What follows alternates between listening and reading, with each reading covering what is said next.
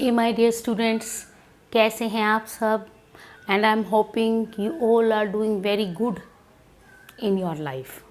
सो आज हम क्या पढ़ेंगे, क्योंकि हमारा मिनिमम वेजेस एक्ट चल रहा है। प्रीवियस वीडियो में आपने इसके ऑब्जेक्ट और कॉन्स्टिट्यूशनल वैलिडिटी को पढ़ा, तो अभी हम क्या पढ़ेंगे, क्योंकि इसका इम्पॉर्टेंट पार्ट है fixing of minimum wages, right, कि फिक्सेशन होता कैसा है मिनिमम वेज का। सेक्शन 3 जो है इसमें हमारा ओपनिंग सेक्शन है। उससे पहले मिनिमम वेजेस एक्ट का सेक्शन 1 जो एक बेसिक बातें कहता है कि it applied to whole of India, right. अब क्योंकि पहले ये होता था कि एक्सेप्ट जम्मू कश्मीर था, तो ऐसा नहीं है, ये अभी ख़त्म हुआ है। 1970 में except state of Jammu Kashmir हटा दिया गया था। और ये जो एक्ट है 1948 का, it come into existence in 15 March 1948, right. इसमें ये आ गया था एग्जिस्टेंस में। अभी आप देखो, क्योंकि एक हमने जनरल इसके बारे में पिछली वीडियो में पढ़ लिया था, लेकिन देन ऑल्सो जब ये मार्च 1948 में आया, उससे पहले वर्ल्ड में सीन चल रहे थे, हमारे इंडिया में भी लेबर्स को लेकर के कॉन्फ्रेंसेस हो रही थी। तो ये जो एक्ट आया था, ये हमारी 7th इंडियन लेबर कॉन्फ्रेंस, ठीक है, ये नवंबर में हुई थी 1945 में। तब इसका एक रफ ड्राफ्ट प्रिपेयर करा गया था फिक्सेशन ऑफ मिनिमम वेजेस के लिए, राइट, कि कैसे लेबर क्लास के लिए मिनिमम वेजेस को फिक्स करा जाए।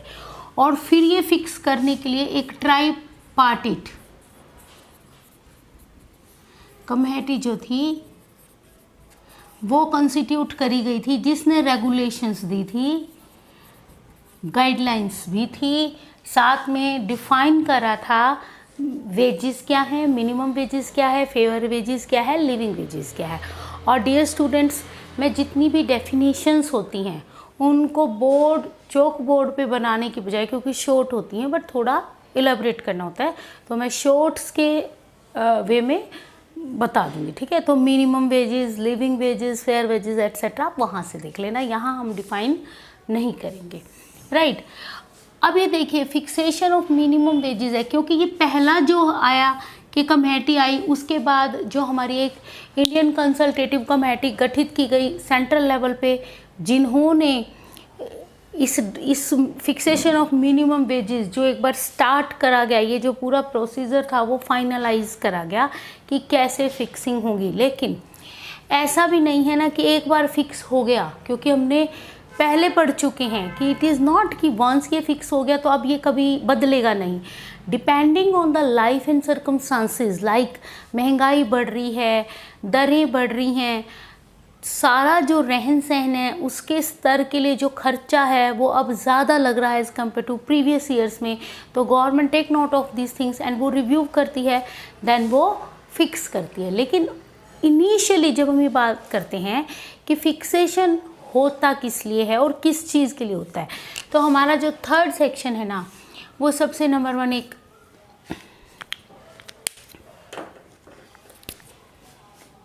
का सब सेक्शन 1 है ना, वो क्या बात कर रहा है कि ये पावर किसके पास है, कौन करेगा। तो ये गए बाय एप्रोप्रिएट गवर्नमेंट, ठीक है। फर्स्ट थिंग वो ऑथराइज करेगी, या ये कह लो कि हमारा एक्ट ये कह रहा है, it is the act cast duty upon the appropriate government कि भैया फिक्स करो। क्या फिक्स करो? कुछ मिनिमम वेजेस को फिक्स करो। तो किस चीज़ के लिए करो? जो शेड्यूल्ड एम्प्लॉयमेंट है, राइट। कहाँ मेंशन की गई है? Part 1 and part 2 of the schedule. यहाँ पे जो एम्प्लॉयमेंट ऑलरेडी ऐड की गई हैं उनके लिए मिनिमम वेजेस फिक्स किए जाएंगे। सेकेंडली, अगर बाद में भी ये एक्ट आने के बाद में भी अंडर सेक्शन 27 अगर कोई एम्प्लॉयमेंट शेड्यूल में ऐड कर दी जाती हैं तो उनके लिए जो एप्रोप्रिएट गवर्नमेंट है वो मिनिमम वेजेस फिक्स करेगी।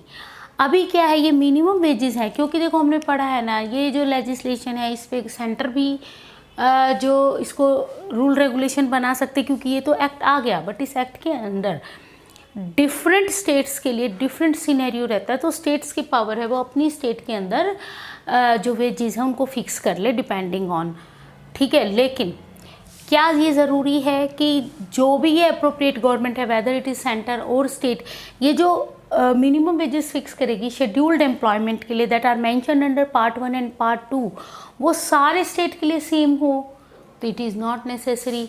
क्योंकि इसी के साथ हमारा एक प्रोविसो है जो ये कह रहा है कि कर तो देगी फॉर स्टेट, मतलब होल स्टेट के लिए कर देगी, बट यहाँ पे क्या है, जो शेड्यूल पार्ट 2 में दे रखी है ना एम्प्लॉयमेंट, उनके लिए गवर्नमेंट उन शेड्यूल्ड एम्प्लॉयमेंट को डिफरेंट पार्ट्स के लिए कर सकती है। तो प्रोविसो इंसर्टेड है पार्ट 2 में जो भी शेड्यूल्ड एम्प्लॉयमेंट है, instead of fixing the minimum wage for whole of the state, part 2 में जो एम्प्लॉयमेंट मेंशन है उनके लिए जो अप्रोप्रिएट गवर्नमेंट है वो पार्ट्स में डिफरेंट पार्ट में डिफरेंट मिनिमम वेजेस को फिक्स कर सकती है। तो ये जो है ये हमारा ए है। अब ये कह रहे हैं कि एक बार तो आपने फिक्स कर दिया, राइट, ऐसा तो नहीं है जो फिक्स कर दिया वो अब चलता रहेगा। तो इसका एक और जो क्लोज बी है वो क्या कह रहा है कि इसको रिव्यू करे एंड रिवाइज करे। मतलब वंस आपने 1948 में अगर मिनिमम वेजेस को फिक्स कर दिया तो इसका मतलब ये तो नहीं है ना कि 48 से लाइक हम 23 में हैं वही मिनिमम वेजेस चलते रहेंगे, तो ऐसा नहीं है। तो जो बी क्लोज है वो बता रहा है रिव्यू एंड रिवाइज करना होता है एप्रोप्रिएट गवर्नमेंट्स को थ्रू द कमेटीज़ एंड सब कमेटीज़। वो रिव्यू करेंगे किस चीज़ का, कि क्या कोई ऐसा कॉस्ट ऑफ लिविंग इंडेक्स या कॉस्ट ऑफ लिविंग अलाउंस है कोई, क्या वो ऐड करने की ज़रूरत है, या ये देखने की ज़रूरत है कि समय के साथ क्या रिक्वायरमेंट बढ़ गई हैं लेबर क्लास की, उसके हिसाब से उनके लिए मिनिमम वेजेस का रिवाइज होना ज़रूरी है। तो this review and further revision ये एवरी 5 ईयर, ठीक है, विद इन 5 ईयर यानी 5 साल ख़त्म होने के विद इन और at the end of 5 year review revise कर दो। This is the basic thing. But इसमें ये इट इज़ प्रोवाइडेड दैट अगर मान लो गवर्नमेंट जो है वो फेल हो जाती है, फेल इन द सेंस किसी कारण से ये review and revision of minimum wages जो फिक्स करने हैं वो नहीं कर पा रहे, तो इसका मतलब ये नहीं है the government is precluded from reviewing and revising it later on after 5 year. तो जब भी कभी भी 5 साल के बाद भी इस मिनिमम वेजेस को रिव्यू रिवाइज करा जा सकता है। सेकंड बात यह कि अगर मान लो ये 5 से 7 साल हो गए और गवर्नमेंट ने अब तक रिव्यू रिवाइज नहीं करा, तो जो पहली मिनिमम वेजेस चल रही हैं वही कंटिन्यूड चलती रहेंगी until it is fixed by the appropriate government, right. उसके अलावा सेक्शन 1A है, वो क्या कह रहा है, देखो पहले क्या था, ये 1A 1957 में मतलब तभी ऐड कर दिया था कि अभी तक हम बात कर रहे हैं शेड्यूल्ड एम्प्लॉयमेंट के लिए करेगा, लेकिन इस सेक्शन ने कैपिंग और लगा दी कि एटलीस्ट 1000 एम्प्लॉयज़ जो हैं वो होने चाहिए regarding that employment in the state. इसका मतलब है 1000 employees in employment in the state. एक एम्प्लॉयमेंट की बात नहीं हो रही बल्कि इन द, या हम इन द की बजाय होल स्टेट की बात कर सकते हैं। होल ऑफ द स्टेट के अंदर एटलीस्ट उस एम्प्लॉयमेंट से रिलेटेड 1000 वर्कर्स होने चाहिए, तभी मिनिमम वेजेस फिक्स करी जाएंगी। अगर वो वर्कर नहीं हैं तो मिनिमम वेजेस फिक्स नहीं करी जाएंगी। बट मान लो अभी जब गवर्नमेंट ने रिव्यू रिवाइज किया तब उस पर्टिकुलर जो एम्प्लॉयमेंट है उसमें 1000 नहीं थे वर्कर, मगर रिव्यू रिवीजन के कुछ समय बाद वो 1000 से अबो हो गया, तो जब भी वो 1000 से अबो हो जाएंगे एम्प्लॉयज़ देन वो फिक्स कर देगी मिनिमम वेजेस को, राइट। तो इसमें ये नहीं है कि, क्योंकि देखो सिनेरियो कभी भी चेंज हो सकता है, तो कभी भी उसका यानी आफ्टर 5 ईयर फिक्स हो गई तो भी कभी भी उसका रिव्यू रिवीजन हो सकता है। ऐसे में एक और बात है, हमारा सेक्शन 2A है, राइट। ये सेक्शन 2A क्या कह रहा है कि जब भी ये रिव्यू रिवीजन की प्रोसेस हम करेंगे, इसमें अगर कोई भी सूट प्रोसीडिंग या कुछ भी ऐसा प्रोसेस पेंडिंग है बिफोर एनी ट्रिब्यूनल और court under the industrial dispute act है, तो वो जो जब तक वो पेंडिंग है ना, तब तक ये रिव्यू रिवीजन उन पे अप्लाई नहीं होगी, क्योंकि रेस्ट सब जुडिस का प्रिंसिपल है। जब भी कोई लिटिगेशन पेंडिंग होती है तो गवर्नमेंट की अगर कोई नोटिफिकेशन आती है, unless until that is decided by the competent authority, जहाँ भी वो पेंडिंग है तब तक वो ये जो चेंजेस हैं वो उस पर अप्लाई नहीं होंगे।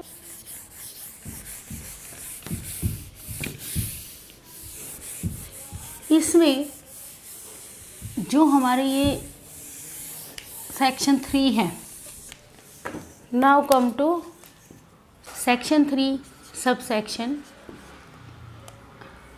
2, राइट। अभी सब सेक्शन 2 क्या कह रहा है कि आपको वेजेस फिक्स करनी है, तो किस टाइम किस तरीके से करेंगे। तो ये जो मिनिमम वेजेस है ना, ये देखो पहला क्या होता है कि टाइम वर्क बेसिस पे, यानी कितने टाइम के लिए आपने काम किया उस तरीके से, उस ड्यूरेशन के लिए, लाइक 8 आवर पर डे आप काम कर रहे हो तो 8 आवर का जो रेम्यूनरेशन होगा वो आपका टाइम वर्क रेट कहलाएगा। फिर कुछ वर्क जो करते हैं वो पीस वर्क बेसिस पे होते हैं, राइट।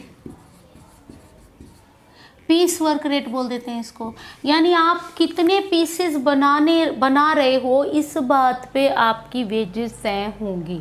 लेकिन कई बार क्या होता है, इसमें एक्सप्लॉयटेशन हो जाता है। तो जो हमारी नेक्स्ट है ना वो है गारंटीड।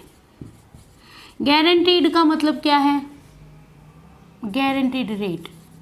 और ये गारंटीड रेट इन दोनों का मिला जुला है कि जहाँ पे जो लेबर है ना, वो जो उसको काम पे रखा गया है ना, वो तो पीस वर्क रेट के लिए रखा गया है, लेकिन सिनेरियो ऐसा है कि पीस वर्क रेट के बेसिस पे वो एक्सप्लॉइट हो रहा है, उसकी जो मिनिमम वेजेस है वो फिक्स नहीं हो पा रही हैं, तो एक गारंटेड टाइम रेट भी उसके साथ फिक्स करना ज़रूरी है।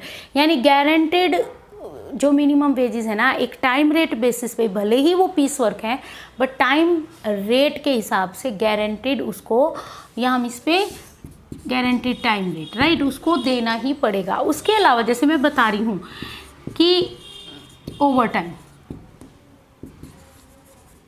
टाइम कब होगा, 8 घंटे के लिए रखा है, 10 घंटे के लिए रखा है, या 5 घंटे का वर्किंग पीरियड है, लेकिन काम वो उस ड्यूरेशन से ज़्यादा कर रहा है। तो इसका मतलब है कोई बंदा 8 घंटे के लिए आया गया था, लेकिन काम वो कर रहा है 10 घंटे 15 घंटे। तो जितने भी नॉर्मल जो टाइम के लिए वर्क रेट फिक्स कर रखा है उसके बियॉन्ड अगर कोई काम करता है देन ओवर टाइम जो है वो लग जाएगा, राइट। एक तो ये है ही। अब ये जो टाइम वर्क है इसमें क्या है आप बताओ कि जो गवर्नमेंट है ना, सेक्शन 3 और इसका सब सेक्शन 3, गवर्नमेंट क्या करती है जब ये फिक्स करना होता है तो ये क्या कर सकती है फॉर होल ऑफ स्टेट। एक तो तरीका ये हमने किया ही था, और हमने इससे पहले क्या किया था, पार्ट्स के लिए पार्ट्स में कर सकती हैं। ऐसा तो है नहीं कि ये इसको होल ऑफ स्टेट, क्योंकि पार्ट 2 के लिए मैंने पहले ही बताया है कि एक ही स्टेट के अंदर डिफरेंट पार्ट्स में डिफरेंट मिनिमम रेट्स हो सकती हैं, लेकिन एक जनरल बता रहा है कि फॉर होल ऑफ स्टेट तो है ही एक जनरल रूल, बट गवर्नमेंट क्या कर सकती है, डिफरेंट शेड्यूल्ड एम्प्लॉयमेंट्स के लिए डिफरेंट रेट ऑफ इंटरेस्ट हो सकता है, या फिर different class in an employment. एक एम्प्लॉयमेंट की डिफरेंट क्लासेस हो सकती हैं, उनके लिए फिक्स कर सकती है। एडल्ट हैं, एडोलसेंट हैं, या चिल्ड्रन हैं, इवन जो अप्रेंटिसेस होते हैं उनके लिए अलग अलग जो मिनिमम वेजेस हैं उनका रेट फिक्स कर सकती है। एंड फॉर डिफरेंट लोकेलिटीज़, या हम इसको कैसे पढ़ सकते हैं कि जनरल रूल ये है कि होल ऑफ स्टेट के लिए एक मिनिमम वेजेस रेट फिक्स कर दो, बट हमने इसकी एक्सेप्शन इस रूल की क्या पढ़ ली, एक तो हमने सब सेक्शन 1 में पढ़ा कि पार्ट 2 की शेड्यूल्ड एम्प्लॉयमेंट के लिए एक ही स्टेट के डिफरेंट पार्ट में डिफरेंट जो मिनिमम वेजेस हो सकती हैं। सेकेंडली ये क्या कह रहा है कि different scheduled employment in A state अगर हैं तो उन डिफरेंट शेड्यूल्ड एम्प्लॉयमेंट के लिए different rate of minimum wages fix हो सकता है। Different class in an employment, एक ही एम्प्लॉयमेंट की डिफरेंट क्लास के लिए, जैसे फॉर एग्जांपल स्किल्ड हैं, अनस्किल्ड हैं, सीनियर हैं, जूनियर हैं, ऐसे करके एक ही एम्प्लॉयमेंट में डिफरेंट मिनिमम वेजेस फिक्स हो सकती हैं। उसी एम्प्लॉयमेंट में एडल्ट, एडोलसेंट, चिल्ड्रन, अप्रेंटिसेस, बहुत सारी तरह के लोग काम कर रहे हैं, तो उन सभी के लिए मिनिमम रेट जो है वो अलग अलग फिक्स हो सकती है। एंड डिफरेंट लोकेलिटीज़ में same employment but different localities में डिफरेंट मिनिमम वेजेस फिक्स हो सकती हैं। अब ये क्योंकि ए पार्ट है सब सेक्शन का, इसी को सपोर्ट करते हुए, यानी ये जो हम फिक्स कर रहे हैं इसी को सपोर्ट करते हुए हमारा जो 3 का बी पार्ट हम कह सकते हैं है। अगर आप इस तरीके से ना याद करें तो आप 1 2 3 से याद कर लीजिए कि सेक्शन 3 में 2 बात बता रहे हैं, एक तो ये और दूसरी बता रहे हैं यहाँ पे कि जब भी ये जो मिनिमम वेजेस रेट है इस चीज़ के लिए फिक्स होंगी, वो कैसे होंगी, ये सेक्शन क्या बात कर रहा है, कैसे हो सकती हैं, बाय आवर या बाय डे या बाय मंथ, राइट। इस तरीके से पेमेंट जो है वो फिक्स हो सकती है। तो पर डे बेसिस पे, पर आवर नहीं कह सकते हम, नंबर ऑफ आवर्स के बेसिस पे। जैसे कई बार आपने सुना होगा कि डेली के डेली लेबर लाई जाती है, 8 घंटे के लिए 5 घंटे के लिए उनसे काम कराया जाता है और उनको उन्हीं वर्किंग आवर्स के लिए, और जो कम कर गया मान लो तो कम, उनको मिनिमम वेजेस दे दी जाएगी। पर डे के हिसाब से कई बहुत सारी इंडस्ट्रियल एस्टेब्लिशमेंट ऐसी हैं जहाँ पे वीकली सैलरी दी जाती है या बाय मंथली यानी 15 दिन में सैलरी दी जाती है, यानी वेजेस पे की जाती है। सैलरी का मतलब है वेजेस दी जाती हैं, राइट। और मंथली तो आपने सुना ही होगा, पर मंथ वेजेस पे की जाती हैं। इवन ये पर मंथ से ज़्यादा भी हो सकता है जहाँ पे भी प्रिस्क्राइब्ड है, राइट। और ये जो वेजेस हैं यहाँ पे सेक्शन 11 में यहाँ पे बता देती हूँ, सिंपल सी बात है कि जो वेजेस हैं वो कैसे दी जाती हैं। वैसे तो जनरल रूल ये कहता है कि wages should be in cash दिया जाएगा। कैश कैसे दिया जाएगा, मतलब कि नहीं, आप इसको इस तरह से अंडरस्टैंड करो कि मॉनेटरी चीज़ है ना वेजेस, तो पैसा दिया जाएगा। पैसा कैसे दिया जाएगा, या तो वो करेंसी है यानी इंडियन रुपीज़ अगर हम इंडिया की बात कर रहे हैं ना, या फिर कॉइन्स हैं, लेकिन वो कैसे दिए जाएंगे, कैश में। बट अगर एम्प्लॉय जो चाहे, वर्कमैन और जो एम्प्लॉय अगर वो चाहे तो वो राइटिंग में देगा कि मेरी जो पैसा है ना वो मेरे अकाउंट में दे दिया जाए, तो अकाउंट में दे दिया जाएगा, या फिर चेक के थ्रू दे दिया जाए तो वैसे दे दिया जाएगा। लेकिन आज के दिन आपने देखा है बड़ी बड़ी जो इंडस्ट्रीज़ हैं और गवर्नमेंट अभी कर भी रही है ऐसा कि सभी को अकाउंट में पेमेंट करी जाए, उससे ट्रांसपेरेंसी रहती है, क्लैरिटी बनी रहती है। कैश में थोड़ी सी एम्बिग्विटी और एक्सप्लॉयटेशन होने के चांसेस हैं। नंबर ऑफ जगह आपने ऐसे सुना होगा कि कुछ पैसे दे दिए और फिर उनसे वापस भी ले लिए, ठीक है। रजिस्टर में साइन मान लो 10,000 के लिए करा दिए, लेकिन 2,000 उनको दिए ही नहीं, 8,000 दे दी, तो 8 दे के 10 पे साइन करा दिए। इस तरह की प्रॉब्लम भी देखी जाती है इंडस्ट्रियल एस्टैब्लिशमेंट में, एक्सप्लॉयटेशन होती है लेबर्स की। तो ये एक फिक्सेशन जो मिनिमम वेजेस है जो अंडर सेक्शन 3 हमने पढ़ा वो ये है। और यहाँ पे देखो, अगर हम केस लॉ की बात करें तो सेक्शन 3 के लिए भी और जनरल भी, तो फिक्सेशन ऑफ मिनिमम वेजेस की हम बात कर रहे हैं ना,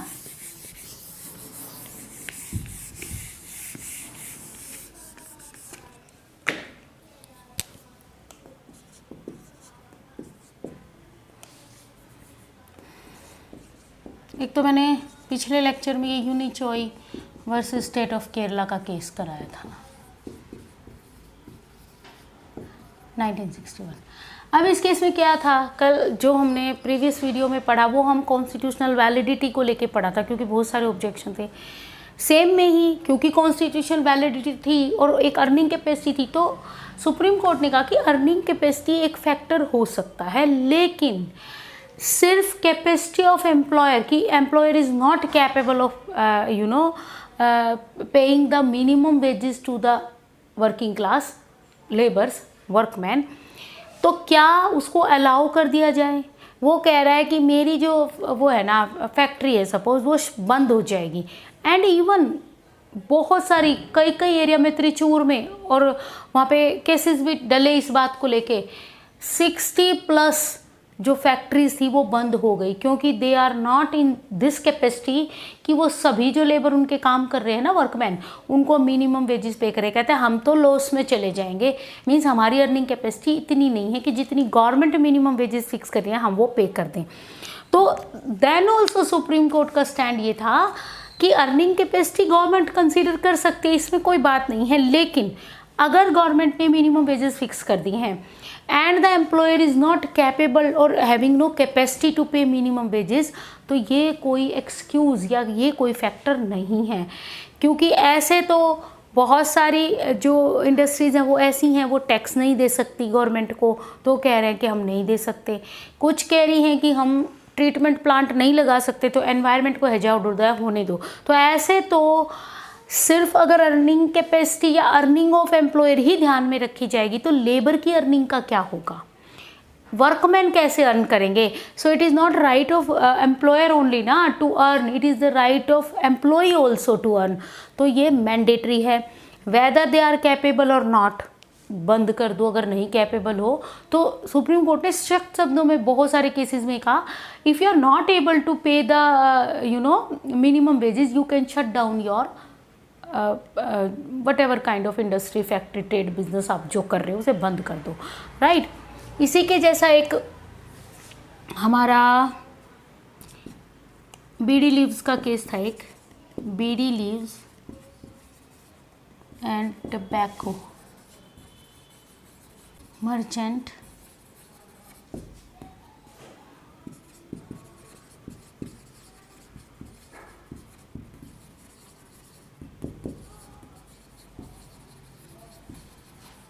ये भी 1961 का केस है।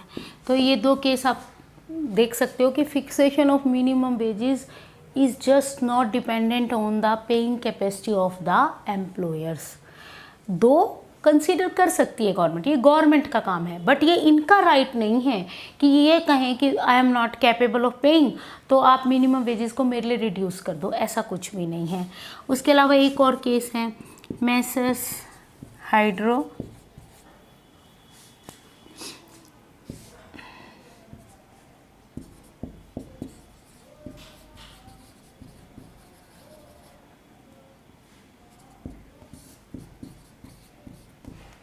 ठीक है।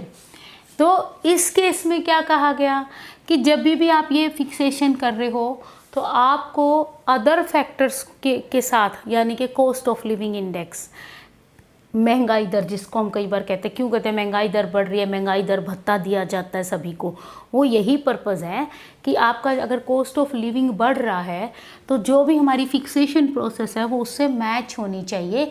ऐसा नहीं है गवर्नमेंट ऐसे रिव्यू क्या कर रही है, तो वो रिव्यू करते वक्त इन फैक्टर्स के साथ मैचिंग ज़रूर करे कि सोसाइटी में जो अब रहने का खर्चा उठाना, और क्योंकि हम बेसिक रेट्स की बात करेंगे आगे, हम बताएंगे अभी कि उसमें आपका मतलब क्या है मिनिमम वेजेस का, वो मैं डेफिनेशन में डिटेल में बताऊंगी कि उनकी नेसेसिटीज़ को पूरा करना।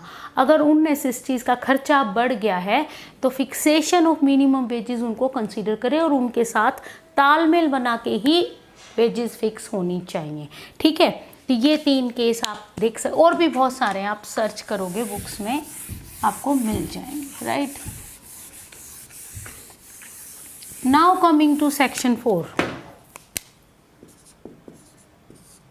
अब सेक्शन 4 क्या कह रहा है कि वेजेस को फिक्स करना है। ठीक है, हम फिक्सेशन की बात कर रहे हैं। सेक्शन 4 क्या बता रहा है कि जब हम वेजेस की बात करते हैं तो कितने तरह की वेजेस होती हैं।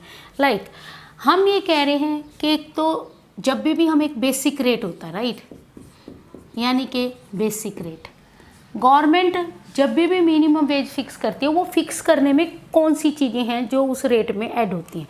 तो एक तो बेसिक रेट रहती है, यानी क्या रेट आप फिक्स करोगे, लेकिन उस बेसिक रेट में साथ में, यानी हम इनको दो तरीके से देख सकते हैं। देखो, 1 बेसिक रेट प्लस में जो कॉस्ट ऑफ लिविंग अलाउंस, ठीक है, इनको ऐड कर दो तो एक रेट बन जाएगी जो मिनिमम वेजेस कहलाएगी। एक तरीका ये है। सेकंड क्या है, बेसिक रेट, ये सेम रहेगा, बेसिक रेट प्लस में कंसेशनल वैल्यू ऑफ कमोडिटीज या जो भी एमिनिटीज और जो भी चीज़ एम्प्लॉयर उसको प्रोवाइड करता है उसको कंसेशनल वैल्यू जो उनकी रहती है उनको दे वो। या थर्ड क्या है, एक ऑल इंक्लूसिव रेट।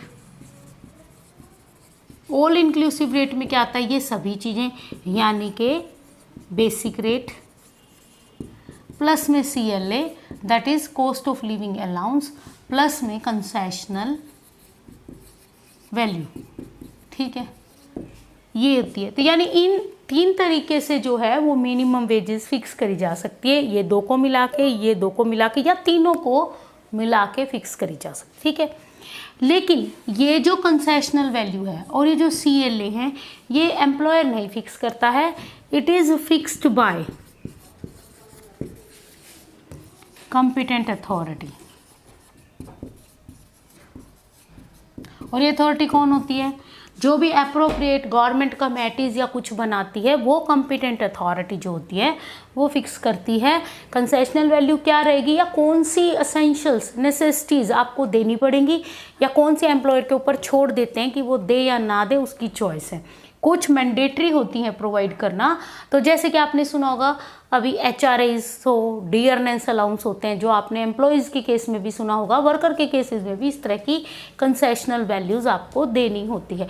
उसमें मेडिकल फैसिलिटीज़ हो सकती हैं, हाउस फैसिलिटीज़ हो सकती हैं, फूड फैसिलिटीज़ हो सकती हैं, कैंटीन में फूड प्रोवाइड हो सकता है, घर प्रोवाइड हो सकते हैं, मतलब कुछ भी वो वैल्यू उसको दे रहा है, that is allowed under the act and that is fixed by the competent authority.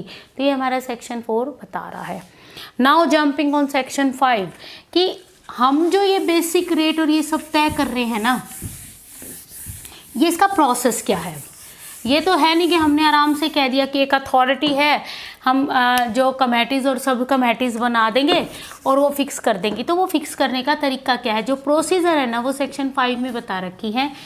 Procedure क्या है to fix minimum wages, right.